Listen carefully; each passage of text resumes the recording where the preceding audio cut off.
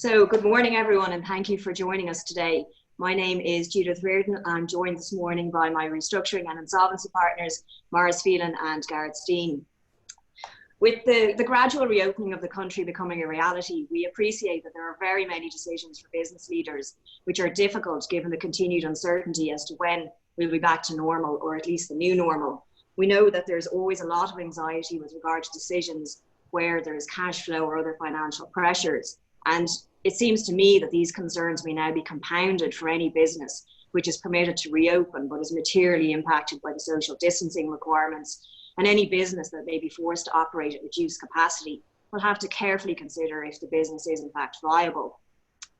Businesses in the hospitality sector, the leisure sector, or perhaps those heavily reliant on international tourism may also have some very difficult decisions to make. I think it's inevitable that some decisions are going to be marginal and based on certain presumptions and projections that business will return to some level of normality within a particular time frame. And some of those projections are ultimately going to be wrong.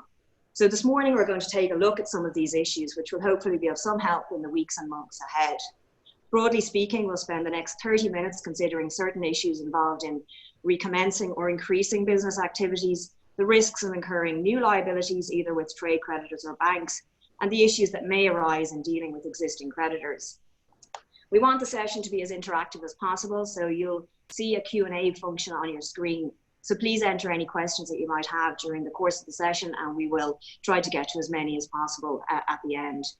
So I suppose turning to what is admittedly quite a broad question, Maurice, you might outline the issues that directors should consider in deciding whether to recommence or increase business operations. Thanks, Judith, and good morning, everybody. I think we'll cover a lot of the issues over the course of the next half hour, but I think the key issue is, do you have a plan in place that shows the business is or will become cash flow positive in a sustainable way going forward? And is the plan grounded in a reasonable but thorough analysis of the true position the company finds itself in? Don't be an ostrich and stick your head in the sand. That'll only compound your problems and ultimately could possibly spell disaster for your business. If it's clear from your analysis that the company is insolvent or is on the brink of insolvency and there's no real prospect of being able to trade out of its difficulties, the director's duties shift from acting in the interests of the company itself and its shareholders to acting in the best interests of the company's creditors. And this shift in duty carries obligations in law that may ultimately result in the company having to be put into liquidation. But that's, of course, a worst case scenario that everybody wants to avoid. So let's get back to the plan. I think there's a whole bunch of questions directors and business managers should ask themselves in formulating and assessing their plan. Is the company able to pay its debts as they become due? If yes, how long can that last under current conditions and having regard to the current government reopening roadmap? What's the company's customer base? How are those customers impacted by the current restrictions? And how are their businesses likely to be impacted going forward? What are the company's contractual rights and obligations vis-a-vis their suppliers and their customers? Have you reviewed all of your contracts carefully with particular attention given to, for example, financial covenants, events of default, termination provisions, guarantees, indemnities? Are there stage support schemes the company can avail of? How long will those schemes last for? And what impact will they have on your business when they cease? I think you need to ask the question, can you afford to pay your employees at pre-crisis levels? Or do you need to reduce payroll by wage cuts or otherwise? Have you considered the possibility of having to make redundancies? Have you sought advice in relation to that? Have you, for example, got contractual redundancy obligations? And can your business afford to meet those obligations should they arise? And I think, perhaps finally the question that occurs to me is, and it's a practical one, is What do you need to do to make your business premises compliant with the new hygiene and physical distancing requirements? What will that actually cost, both in real terms and in lost turnover? I think that's a particularly relevant question for businesses operating in the hospitality, transport, and leisure sectors. So I think every business person accepts that even the most considered plan can fail. What would you say in terms of what you've already outlined is the key issue for directors to consider to avoid any risk of personal liability? Yeah, I mean, clearly there are a whole litany of questions that directors and business managers must consider in making a fully informed decision to recommence or increase operations over the coming weeks. But I think the key message to take away is the importance of having a realistic plan. And I'd really emphasize and underline the word realistic plan in place that covers all of the questions I've highlighted. And importantly, I think that there's a record of that plan in place so that irrespective of what the future might hold for you and your business, you can show that you have, during these very difficult times, acted responsibly in accordance with your duties as a director. And I think if you do this, you shouldn't have any concerns regarding personal liability. And so in terms of the plan, you've obviously highlighted a number of questions that the board should be considering, but maybe you might just touch on what documentation and information the board should insist on having in order to formulate the plan. Yeah, I mean, as I mentioned, I think it's imperative that a board has in place a credible plan based on realistic cash flow projections, which includes contingencies for foreseeable issues such as a lack of or reduced customer demand, supply failure, even a second lockdown. And I think to do this and to ensure that you meet your duties and responsibilities as a director, you should obtain up-to-date and accurate financial information. And I think preferably on a weekly basis, showing the up-to-date cash flow position and the likely cash flow position going forward for, I think, at least 6 to 10 weeks if possible. And I think you should request up-to-date information to allow you to assess how much is owed to your business, who owes what, and how likely are they to be in a position to pay you in the foreseeable future. What's the value of your stock? What's the creditworthiness of your customers? And what's the position regarding your key suppliers? Will they, for example, be able to ramp up deliveries if and when you need them to? And lastly, as I touched on when answering the first question, contracts the company is party to include all loan contracts with lenders, contracts with customers and suppliers, all insurance policies should be made available and studied carefully by the board so that there's a clear understanding of what obligations the company has and an assessment is made as to if and when the business is going to be able to comply with those contractual obligations going forward. And so given the unprecedented level of uncertainty that we're currently going through, would you recommend that board meetings are held more frequently than normal?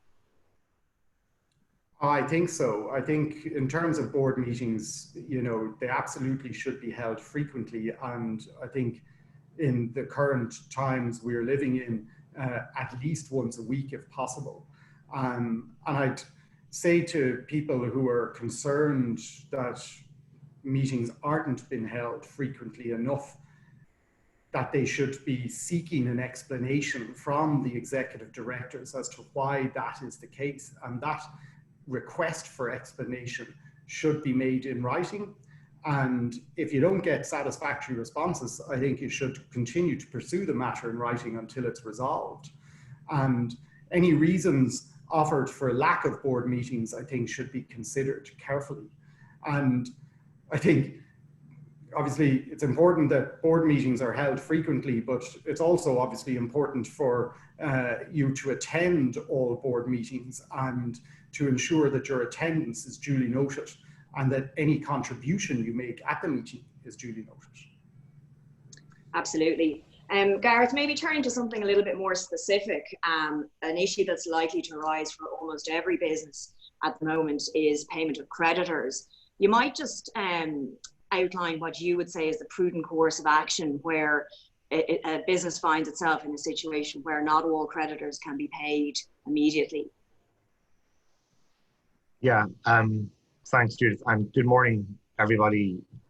This is a really crucial issue, I guess, and while the answer itself is very simple, its application in reality is anything but simple when you're faced with difficult creditors applying all sorts of pressure, everyone looking to get paid, everyone hoarding cash in difficult trading circumstances. But the simple answer is that if a company is insolvent or on the brink of being insolvent, creditors cannot be distinguished between each other as they're subject to the pari passu principle. What does this mean? Well, it means that all creditors in the same class in an insolvency process, such as a liquidation, must share in the assets of the company available to that class in proportion to the debts due to each creditor. So in reality, before making any payments, the board needs to carefully consider the overall creditor position and ensure that it's satisfied that the payments don't breach this fundamental pari passu principle before they're made. And a question that's arisen many times over the years is whether it's okay to pay a useful creditor and not pay a creditor that's no longer useful. Yeah, and this one comes up all the time, Judith, and it's really quite nuanced. That the answer to the last question was simple. This one is not so simple. So maybe let's have a look at an example first. So if you take the example of a licensed premises, the useful creditor might be Diageo or Heineken, for example, without whom the business simply really can't operate. However, a carpenter that did some fit-out works 12 months previously in the premises and for whatever reason has not been paid might not be considered at this stage by the company to be as useful. So what does the board do? Well, I mean, a board that sanctions the payment of the useful creditor ahead of one that is not considered to be useful runs the risk of the payment being considered to be an unfair preference if the dominant purpose of that payment was to prefer the useful creditor over other creditors. Now, that's not the beginning and the end of the story. And if it is the case that the making of the payment to the useful creditor can reasonably, in fact, be expected to result in a better overall return for the creditor body as a whole, then it can be okay for the payment to be made. And if the board is considering doing this, and you know, company boards are going to be considering these kind of payments all the time, the rationale behind the making of the payment needs to be very carefully documented. And also, I think in those kind of circumstances, the board should consider taking legal advice and perhaps also advice from a specialist insolvency practitioner in advance of payments like that being made. So to go back to the point on the compromise of claims, that's absolutely possible. You can always look to compromise a claim, and obviously it's useful and it can reduce the overall debt burden that the company is faced with. All efforts to reach a compromise or it should be agreed in advance at board level and properly minuted, and then the progress of any compromise negotiations should also be documented and provided to the board in a timely manner. But in terms of the payment of a compromise sum to a creditor, this should only be done where it will not cause loss to the other creditors, because exactly the same analysis applies as to paying any other creditor. You're still paying a creditor, albeit one whose liability has been reduced. And what about the creditor that is exerting a lot of pressure, either by threatening to serve a statutory demand or perhaps issuing proceedings? What would you say in terms of sanctioning that payment? Yeah, I mean, this issue has come before the courts a lot. And the courts have made it clear that if overriding pressure is applied by a creditor, then it can be permissible for a payment to be made. It is okay in certain circumstances, but for it to be okay, the directors must not be of the view that the position of the company is hopeless or that the making of the payment will jeopardize the position of the wider creditor body. Because if that is the case, the board should really just be taking the necessary steps to place the company into liquidation or to seek some other form of protection or relief. Yeah, and Judith, I think just to conclude on the question of interacting with creditors, I think it's important that you keep in regular contact with major creditors and try where possible to enlist their support for the ongoing or continued operation of the business. I think it's just as important, in my view, to have the support of major unsecured creditors as of secured creditors, as it's the unsecured creditors that are, most likely to suffer loss, and it's their support that will make it easy for you to show subsequently, if necessary, that you took every reasonable step available to minimize loss to all of the company's creditors. Absolutely. And just one practical point that arose with a client the other day, with remote working, a lot of companies' registered offices are vacant. So it's just particularly important that the post is being checked and monitored on a regular basis, because the statutory demand letter that may be served by a creditor will be going to the registered office. So that's just a practical point that I think may be overlooked given the sudden remote working environment we find ourselves in. Absolutely. Yeah. Maurice, just maybe turning to the risks of perhaps incurring new liabilities. If a company is considering obtaining an overdraft or new loan facilities or availing of the VAT deferral, how certain does the board need to be that those liabilities will be repaid? Yeah, it's a good question, and one that we're seeing coming up a lot in practice at the moment. I think if you can honestly form the view that having availed of additional credit either from the state or elsewhere, that the position of your creditors will not be worsened and that the company will likely be able to pay its debts as they fall due, then it is of course reasonable to avail of credit. But I would emphasize that any decision that is made to apply for an overdraft or an additional overdraft facility should be based on a credible plan, as I've referred to earlier, and the consideration by the directors of that plan should be properly recorded in board minutes. And the last point I would just say in this context is it's important and advisable that people get appropriate legal advice prior to sanctioning any significant transactions. So I touched on this again in the introduction. So a lot of businesses are going to be reopening or increasing business activity, but they'll still be operating at less than full capacity. So it may be tempting for the board to try to avoid payment on contracts. How risky is that approach from a director's perspective to allow a breach of payment terms? Yeah, I mean, if the company's insolvent or is on the brink of insolvency, then, as I said before, the board must act in the interest of the company's creditors as a whole, rather than in the interest of the company itself or its shareholders. And I think the decision whether or not to pay unfulfilled contracts has to be made in that context.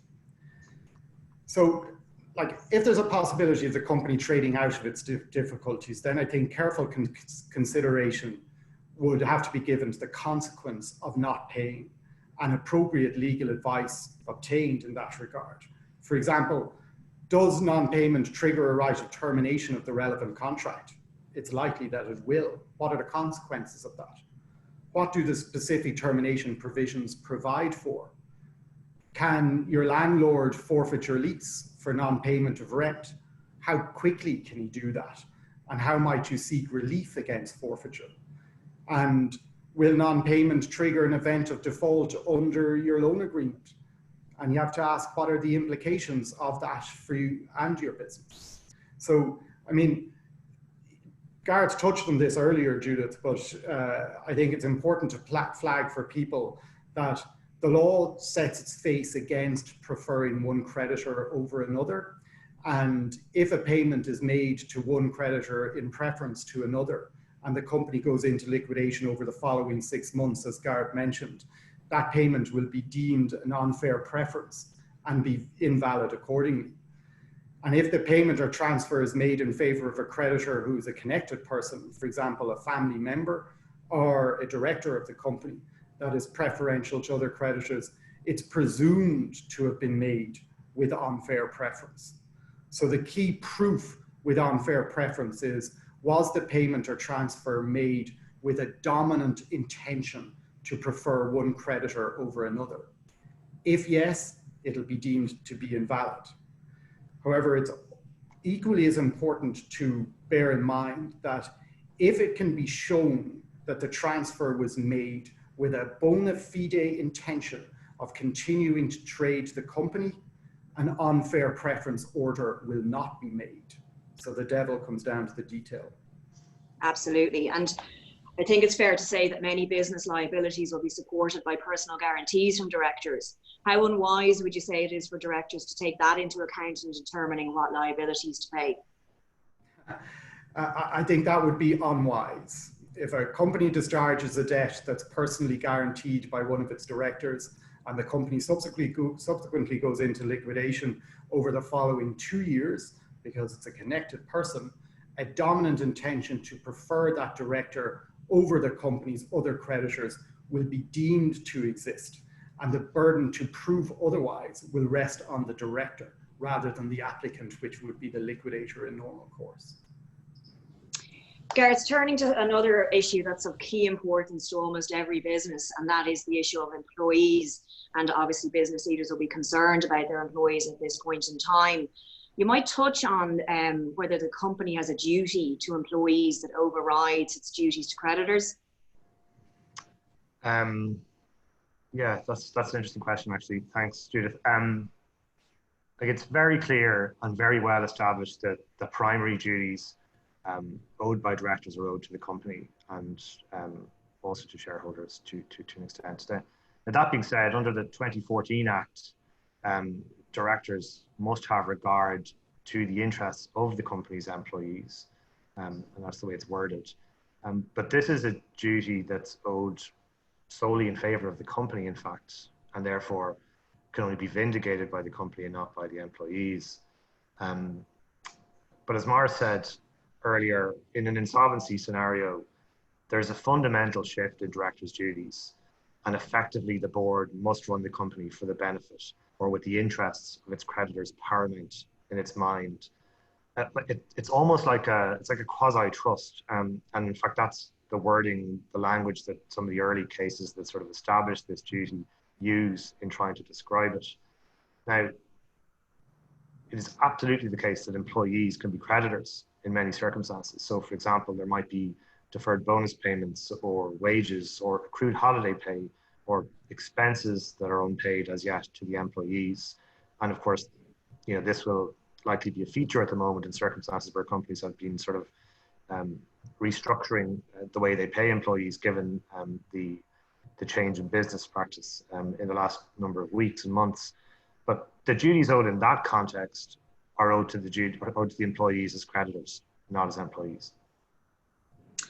And given how quickly this crisis came upon everyone, I think it's fair to say that a lot of businesses will have had emergency discussions with lenders and perhaps other creditors with regard to some kind of short-term moratorium or forbearance. But what if a business determines that perhaps a longer-term forbearance might be required? How would you recommend that that's approached, Gareth? Yeah, I mean, I think requests for forbearance from struggling companies and struggling company directors are common. They have been happening in huge numbers in the last number of months. The banks have been busy dealing with these, and they're going to continue to be a feature. I think, I mean, in reality, the details that are going to be required when requesting forbearance will depend on the particular circumstances. But I think it's fair to say that they're likely to include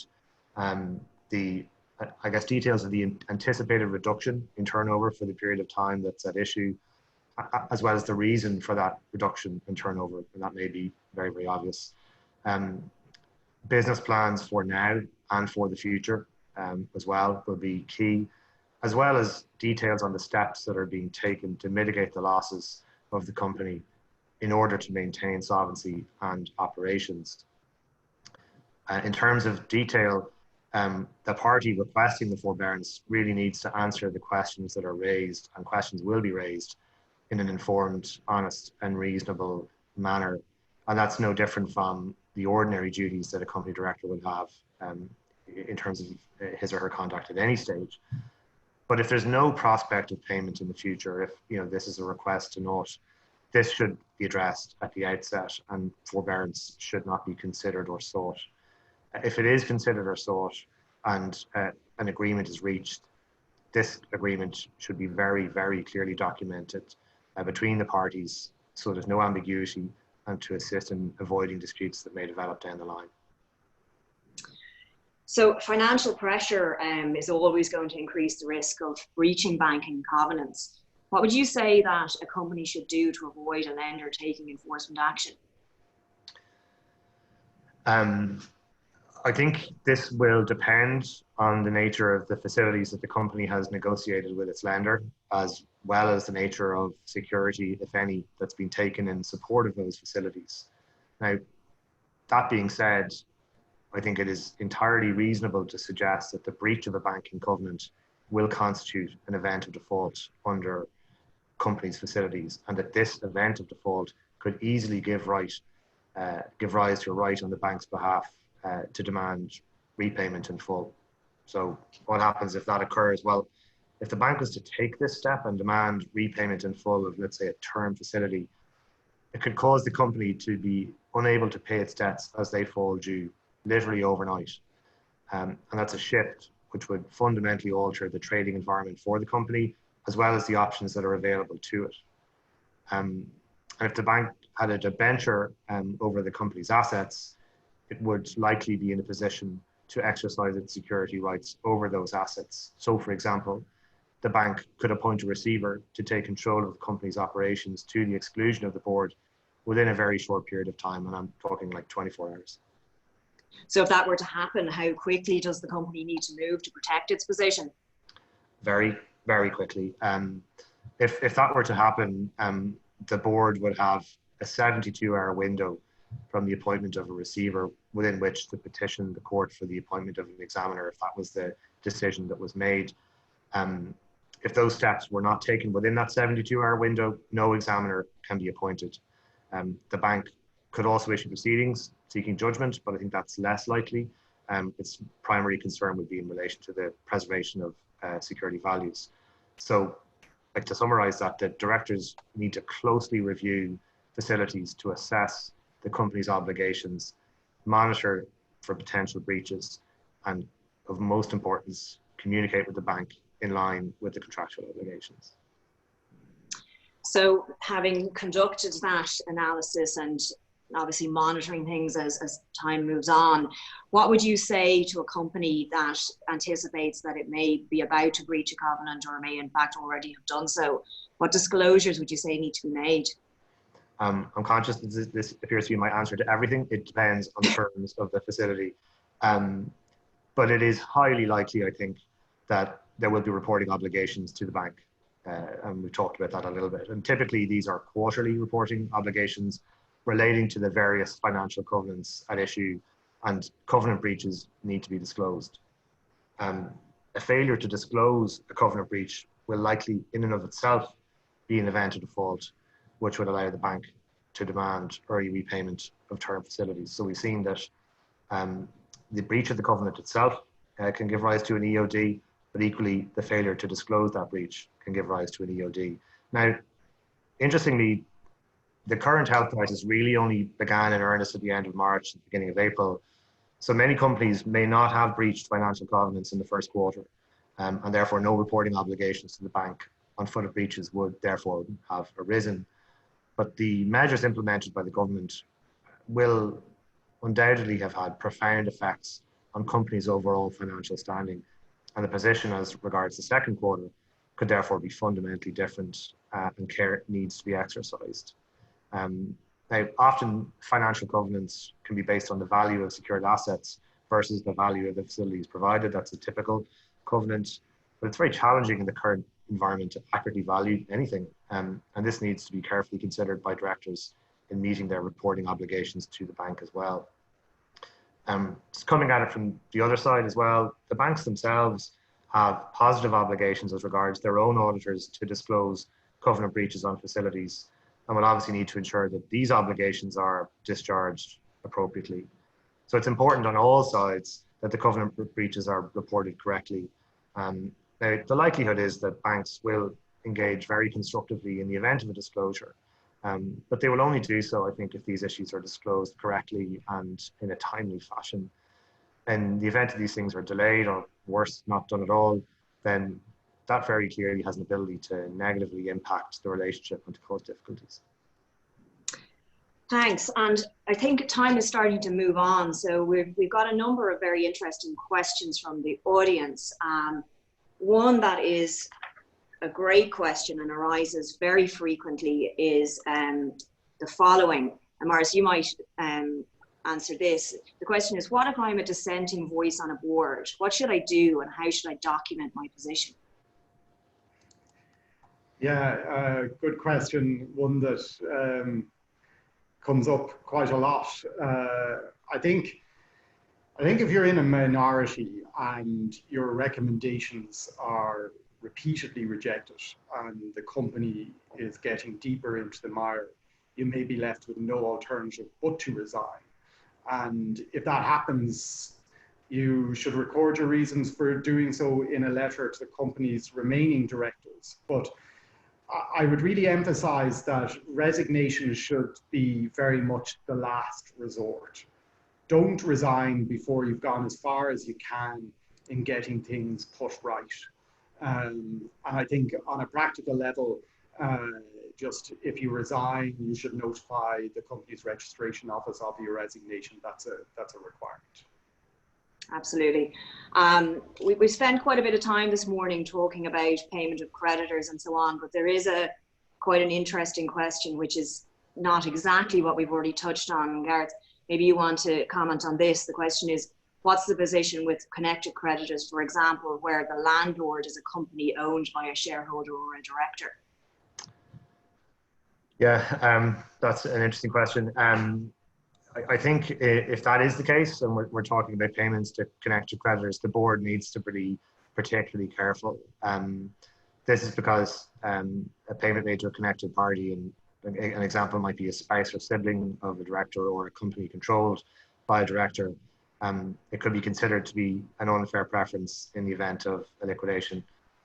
Maurice mentioned earlier that an unfair preference arises when one creditor is deliberately paid ahead of other creditors in the same class. And he also mentioned that the look back period is 6 months prior to a winding up in respect to transactions that are potentially vulnerable to challenge. But in the case of a connected party transaction, this look back period is extended to 2 years. So therefore, any payment made to a connected party in the 2-year period prior to the liquidation can be subject to scrutiny, which is obviously a substantial period of time. And the other unusual feature about this, and Maurice mentioned it again, is that the burden of proof shifts.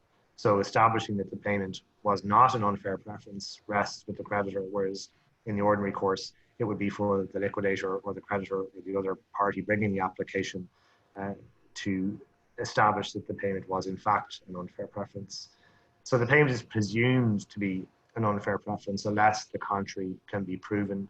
And for this reason, the rationale for making any payment of this nature to connected parties needs to be very carefully considered and documented appropriately.